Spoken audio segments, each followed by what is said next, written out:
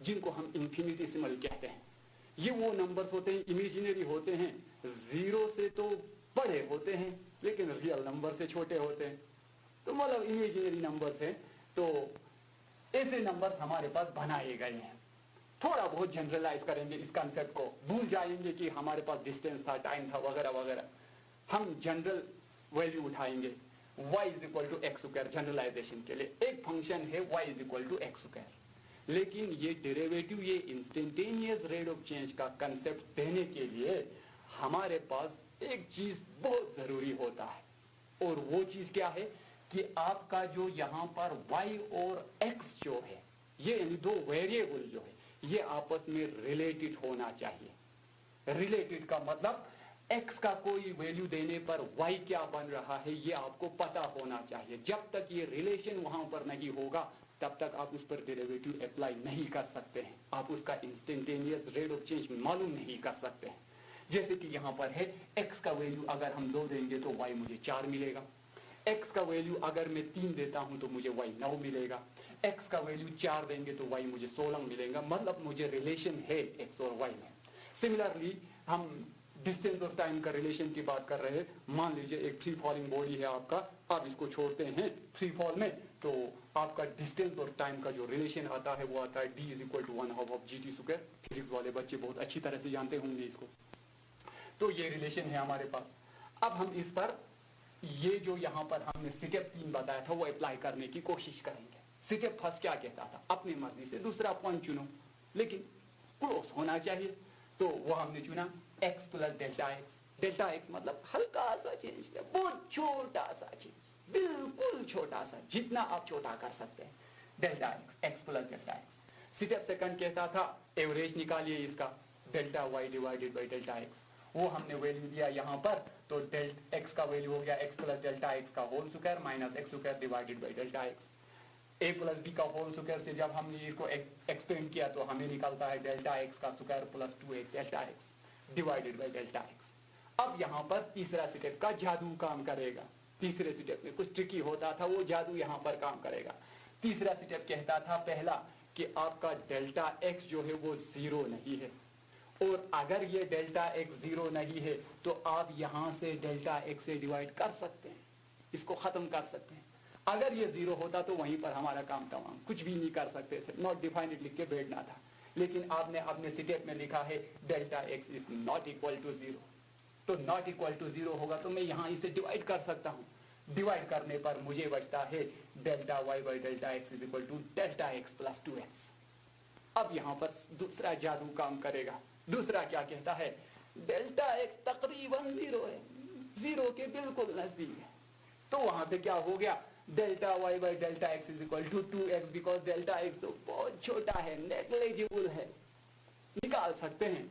तो इस delta x को हमने निकाल दे दिया, वहां पर क्या बचा, 2x बचा। वही तो निकालने की कोशिश कर रहे थे कि x के किसी पर्टिकुलर वैल्यू के लिए एवरेज रेट ऑफ चेंज वहां पर क्या होगा। तो इसको लिखने का जो तरीका होगा वो होगा dy बाई dx। किसी किसी किताब में आपको y डैश लिखा होगा, किसी किताब में y1 लिखा होगा, किसी किताब में d ऑफ f लिखा होगा, किसी किताब में f डैश x लिखा होगा। अमूमन किताबों में dy बटा dx लिखा होता है, तो ये डिनोशन है इसके dy बटा dx। और हम इसको लिखेंगे limit delta x tends to 0 delta y by delta x is equal to 2x। तो इस फंक्शन का हमें अगर डेरिवेटिव निकालना होगा तो वो 2x होगा। x के किसी भी वैल्यू के लिए हम रेट ऑफ चेंज मालूम कर सकते हैं। t का x का वैल्यू अगर ये डिस्टेंस और टाइम का होता तो हमें x का वैल्यू 5 डालना था वहां पर, क्योंकि हम 5 पर मालूम करने की कोशिश कर रहे थे। सिमिलरली यहाँ पर है, अगर आप इसको डेरिवेटिव करेंगे तो आपको d डैश या dy बाई dt या यहाँ पर d डैश जो है वो बराबर आता 1/2 ऑफ gt स्क्वायर का आता, आपको 2 and 2 को gt बचता, वहां पर एक रिलेशन आता gt में आपको। तो t के किसी भी वैल्यू के लिए आप रेट ऑफ चेंज मालूम कर सकते थे, किसी पर्टिकुलर पॉइंट पर मालूम कर सकते, वही तो हमारा मुद्दा था, इंस्टेंटेनियस रेट ऑफ चेंज किसी सिंगल वैल्यू पर निकालने की कोशिश कर रहा था। और हम इसको पढ़ते हैं dy by dx is called derivative of y with respect to x। ये लॉजिक बिहाइंड है डेरिवेटिव का कि ये एक्चुअल में डेरिवेटिव होता क्या है। ठीक है, तो उसके बाद हम इंटीग्रल को समझने की कोशिश करेंगे। दूसरा जो हमारा जो था वो था इंटीग्रल।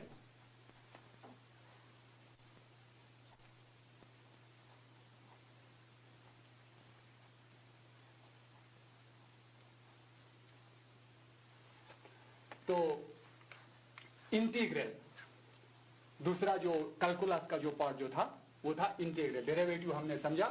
तो इंटीग्रल क्या कहता है? Tell us how much something is accumulating. Integral हमें बताता है कि कितनी तेजी के साथ कोई चीज जमा हो रही है, एक्यूमुलेट हो रही है, इकट्ठा हो रही है, ये हमें इंटीग्रल बताता है।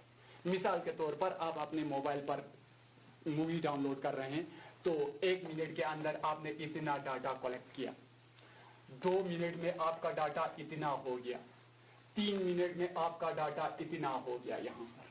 तो इसी तरह ये चलता जाता है। तो अगर हम इसको ग्राफ में डालना चाहते हैं तो ये रहा टाइम और ये रहा इंटरनेट स्पीड, आपका डाउनलोडिंग स्पीड। तो यहां पर जो ये एरिया जो है मैंने शेड करके रखा है, ये आपका डाटा एक्यूमुलेटेड है, कितना डाटा आपने इकट्ठा किया उस टाइम के दौरान। तो ये टाइम के लिए और ये डाउनलोड स्पीड है। तो ये जो शेडेड पोर्शन जो है ये आपका डाटा एक्यूमुलेटेड है, यानी ये शेडेड पोर्शन जो है ये एरिया इनक्लोज्ड है। तो यहां से तो एक सिंपल सा कंसेप्ट ये मिला कि इंटीग्रल जो है, ये डाटा जो यहां पर एक्यूमुलेट हुआ है वो नथिंग बट एरिया इनक्लोज्ड है, कि कितना एरिया जो है इसके अंदर आ गया।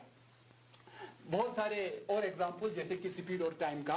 तो जैसे जैसे टाइम बढ़ेगा स्पीड में आपका डिस्टेंस इकट्ठा होगा, डिस्टेंस कवर होता जाएगा, वो यहाँ पर एक्यूमुलेट होता जाएगा।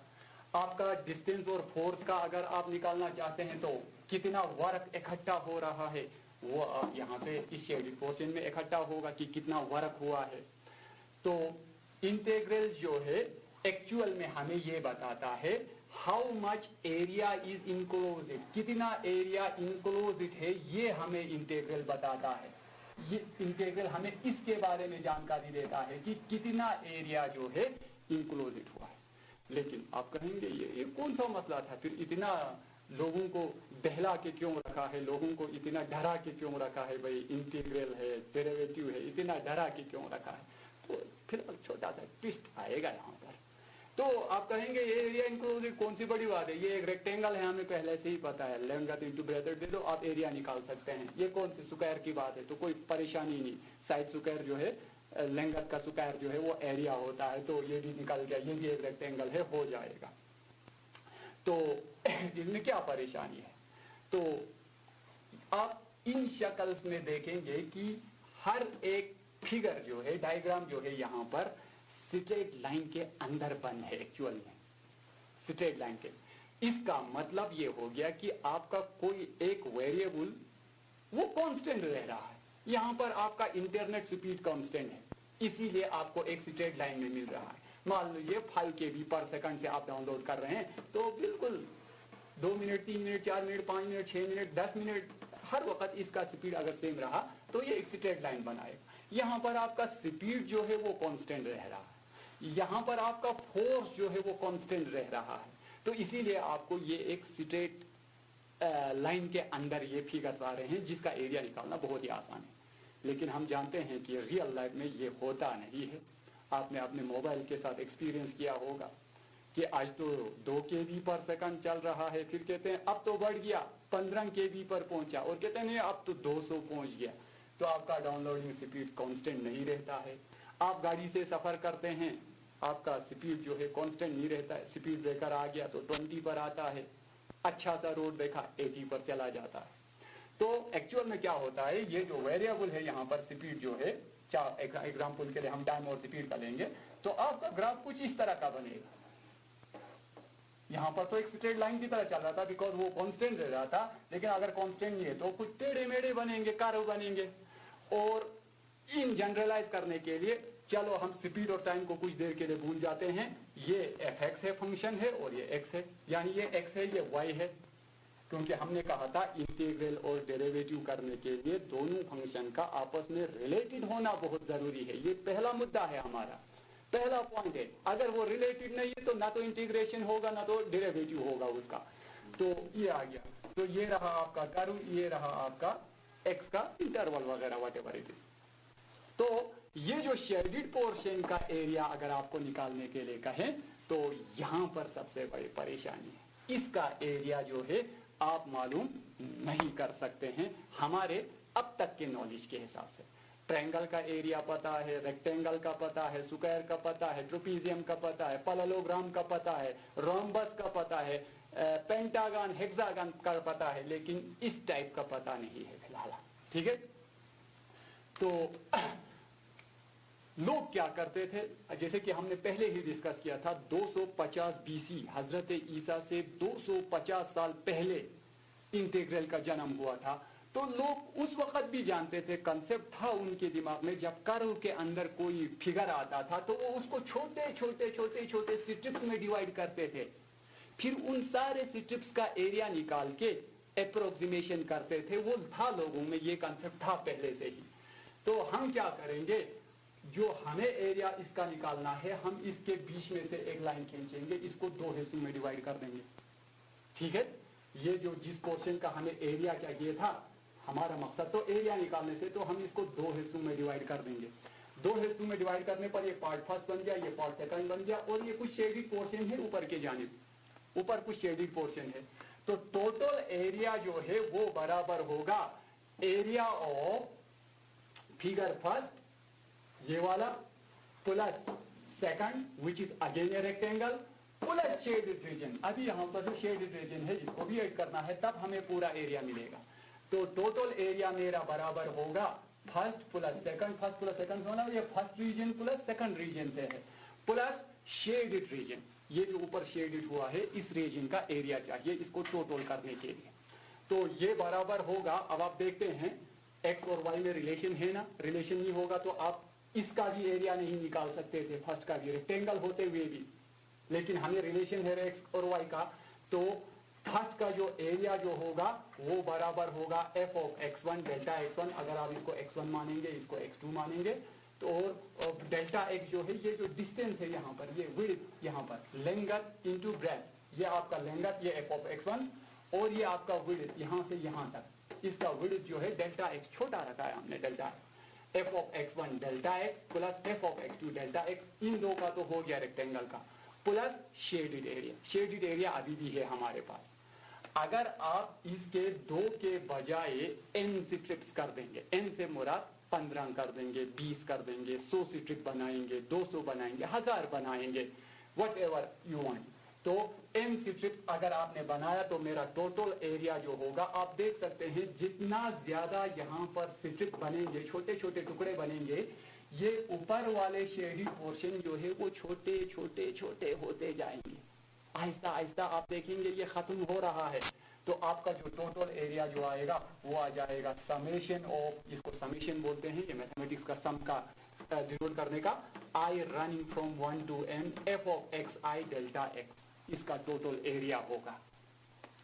तो अगर हम इस स्ट्रिप को बहुत ज्यादा छोटा करेंगे, जो इंफिनिटेसिमल का कंसेप्ट हमने अभी पढ़ा डेरिवेटिव में, कि delta x approximately tends to zero, बिल्कुल जीरो के करीब होगा, तो मेरा जो टोटल एरिया जो होगा वो होगा limit delta x tends to zero summation of i running from 1 to n f of x i delta x, ये आपका टोटल एरिया निकाल के देगा। तो ये आपका इंटीग्रल हो गया, ये यहाँ पर ये आपका इंटीग्रल हो गया। तो लोग कहेंगे इसमें क्या परेशानी है, ये तो आसान है, एरिया ही तो जमा करना है, कौन सी बड़ी बात है एरिया जमा करना हमें अच्छी तरीके से आता है, इतना आसान नहीं है। आपने यहाँ पर delta x tends to zero कहा है, तो there are infinite numbers of strips, कभी खत्म ना होने वाले स्ट्रिप्स है। तो अगर आप हर एक स्ट्रिप को जमा करते बैठेंगे ना, जिंदगी खत्म हो जाएगा, स्ट्रिप खत्म नहीं होगा। तो दैट इज वाई इतना आसान नहीं है, पेनफुल है, looks great on paper but extremely painful. Paper पर अच्छा लगता है, भाई इंटीग्रल आ गया, ये देखिए एरिया आ गया, लेकिन एक्सट्रीमली पेनफुल। लेकिन 17वीं सदी में मैंने कहा था ना, पहले कहा था उसमें, जब मैंने कैलकुलस डिस्कस किया था आपके साथ, कि कुछ 17वीं सदी के करीब कुछ ऐसा वाक़ा हो गया, कुछ ऐसा मंजर हमारे सामने आ गया कि बिल्कुल इसने फिजिक्स और मैथमेटिक्स को बिल्कुल चेंज कर दिया। ये यहाँ पर हो गया था। वो क्या था? 17वीं century we find a shortcut. वहाँ पर हमें एक शॉर्टकट मिला 17वीं सदी में लिबनीज के द्वारा। This shortcut become concept of integral. ये जो शॉर्टकट जो था वो इंटीग्रल का कंसेप्ट बना बाद में। ठीक है, तो जरा देखेंगे क्या था वो शॉर्टकट। अब यहां पर ये जो एरिया हमारे पास है फंक्शन ऑफ एक्स, तो हमने इसको ए एक्स से डिनोट किया, तो हमें इसका एरिया चाहिए। तो एरिया अंडर द कर्व, इस कर्व के अंदर जो एरिया है वो ए है। अब हमने डेरिवेटिव सीख लिया है। यहाँ पर एक्स और एफ एक्स में आपके पास रिलेशन है ए एक्स और एक्स में। अगर रिलेशन है तो आप डेरिवेटिव मालूम कर सकते हैं। डेरिवेटिव हमने डिस्कस किया है। डेरिवेटिव क्या था? D a divided by D x, जिस तरह d y by D x था। अब हमारे पास एरिया का होगा तो होगा ना D A by D X, तो वो होगा limit delta x tends to 0 delta A बटा डेल्टा एक्स। यही था डिफिनीशन डेरिवेटिव का जो हमने डिस्कस किया था। Limit delta x tends to 0 delta a by delta x, change in area by change in length is equal to area f of x delta x length into breadth divided by delta x. वहां पर derivative का वो concept delta x जो छोटा है, zero नहीं है, zero नहीं है तो खत्म कर देंगे, डिवाइड कर देंगे, क्या बच गया? एफ एक्स बच गया। तो यहाँ पर एक बहुत ही खूबसूरत रिलेशन हमारे पास आ गया। Area a x and function f x are related. ये फंक्शन और ये एरिया जो है ये आपस में रिलेटेड है, इनमें कुछ रिश्ता है। ठीक है, वही रिश्ता कमाल करने जा रहे हैं कि उस एरिया का अगर आप डेरिवेटिव मालूम करेंगे तो वो फंक्शन बन जाता है जिसको हम पढ़ रहे थे। एफ ऑफ एक्स हमारा एक्चुअल फंक्शन जो था कि A dash x is equal to f x. तो इसने कहा कि इसमें क्या कमाल की बात है, ये तो कोई शॉर्टकट है। ये कौन सा शॉर्टकट हो गया? आपने एक इक्वेशन थमा दिया और कहा ये शॉर्टकट है, इससे इंटीग्रेशन हो जाएगा। कमाल ये है ना कि आपको एक रिलेशन मिल गया एरिया और इस फंक्शन में कि एरिया का डेरिवेटिव जो है वो वही फंक्शन होता है। तो अगर यहां पर मुद्दे की बात, if we have to find area under the curve, अगर हमें इस कर्व के अंदर जो एरिया है उसको निकालना है, एफ एक्स की वजह से बना है ये कर्व, तो देन हमें we have to find another function। हमें एक ऐसा फंक्शन खुद बनाना होगा, निकालना होगा हमें। हम कोशिश करके एक नया फंक्शन बनाने की कोशिश करेंगे, मान लीजिए कैपिटल एफ ऑफ एक्स। वो हमें करना है कि अगर हम निकालने में कामयाब हो गया एक function F of x, capital F of x, इस फंक्शन के लिए whose derivative is F x, जिसका डेरिवेटिव क्या होगा? जिसका डेरिवेटिव क्या होगा? एफ ऑफ एक्स हो गया। तो वो फंक्शन हमारा क्या बनेगा? इंटीग्रल बनेगा। जो कैपिटल एफ ऑफ एक्स आपने निकाला वो क्या बनेगा? इंटीग्रल बनेगा। Thus finding a function which when differentiated, एक ऐसा फंक्शन निकालना जिसको जब हम डिफरेंशिएट करेंगे yields another function, दूसरा फंक्शन निकाल के देता है, is called इंटीग्रेशन। उसी को तो इंटीग्रेशन कहते हैं। यही तो हमें समझना था कि भाई ये इंटीग्रेशन होता क्या है एक्चुअल में, निकला कहां से, ये आया कहां से, क्या कंसेप्ट है। इतने सब्स्टिट्यूशन मेथड्स इस्तेमाल करते हैं, सब्स्टिट्यूशन रूल से करते हैं, पार्शियल फ्रैक्शंस करते हैं और आइडेंटिटीज का इस्तेमाल करते हैं। वो सब तो मेथड्स ऑफ इंटीग्रेशन है। एक्चुअल में मुद्दा ये है कि इंटीग्रेशन होता क्या है एक्चुअल में। तो integration is nothing to find the area enclosed under a curve. यही होता है एक्चुअल में इंटीग्रेशन। एग्जाम्पल के लिए मिसाल के तौर पर एक फंक्शन दिया है x raise to power n d x, इसका इंटीग्रेशन मालूम करो। तो हमने कहा ना हमें एक ऐसा फंक्शन बनाना है, ऐसा फंक्शन निकालना है कि जिसका डेरिवेटिव जो है वो एफ एक्स हो जाए। तो वो होता है x raise to power n plus one divided n plus one. Derivative हमने आपको सिखाया है, आप इसका डेरिवेटिव निकालिए, आपको ये आंसर आएगा। यही तो करना है बस, कि किसी भी फंक्शन के लिए एक फंक्शन बनाना है जिसका डेरिवेटिव वो हो, उसी को हम मेथड्स ऑफ इंटीग्रेशन कहते हैं। ठीक है, x raise to power n plus one divided by n plus one plus c, when differentiated, जब हम इसको डिफरेंशिएट करेंगे, gives x raise to power n, ये हमें x raise to power n निकाल के देगा, एफ एक्स निकाल के देगा। ये रहा मेरा कैपिटल एफ ऑफ एक्स जिसके बारे में मैं जिक्र कर रहा था। यहाँ पर जो साइन जो यहाँ पर इस्तेमाल हुआ है, ये जो इस तरह का आपको नजर आ रहा होगा, ये कुछ एस जैसा है, बिल्कुल हाँ ये एस ही है, लेकिन एस को थोड़ा खींच के बनाया है, इलोंगेटेड फॉर्म ऑफ एस ही है ये, क्योंकि इंटीग्रेशन का मतलब जमा करना होता है, एक्यूमुलेट करना होता है, इकट्ठा करना होता है, सम करना होता है, समेशन करना होता है, तो ये समेशन का एस ही है, कोई नया चीज नहीं है। सिंबल के लिए इसका इस्तेमाल हुआ है इलोंगेटेड फॉर्म ऑफ एस, ठीक है। Symbol of integral which is elongated form of s, the first alphabet of the word summation, summation word का पहला अल्फाबेट जो s है वहां से आया है। x raised to power n को हम यहाँ पर इंटीग्रेंड कहते हैं और ये dx को हम डिफरेंशियल कहते हैं। This is all about calculus, यही आपको समझना था। आने वाले लेक्चर्स में इंशाअल्लाह हम आपको मेथड्स ऑफ इंटीग्रेशन सिखाएंगे। आपके टाइम के लिए थैंक यू वेरी मच।